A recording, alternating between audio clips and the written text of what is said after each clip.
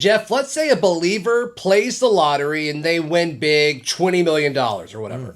He wants to tithe. Should the church accept it, seeing as it came from a source that takes advantage of people? Honestly, I love this question. I get asked this question a lot. I want to quote the late, great Adrian Rogers, and then I'll address it specifically.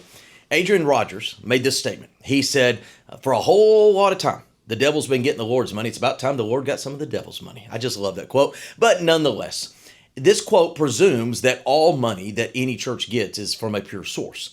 However, when we discuss the lottery taking advantage of people, it is a quote known source.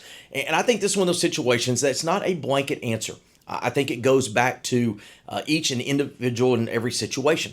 For example, what if somebody won the lottery, but it was a family member that put everybody's name in and they just were the recipient of it and they never intended to do so? I get that the source is taking advantage of people. In fact, Dave Ramsey calls it a tax on poor and dumb people. I get that, okay?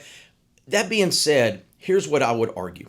Even if money was received by ill intent, the opportunity to give, as long as it's done with a purposeful heart, should be what is of topic, not necessarily the backstory. So all that being said, it's a great question. And by the way, if you're the recipient of, hey, we might be able to have a conversation. Send your question to askjeff.net, and maybe yours will be tomorrow.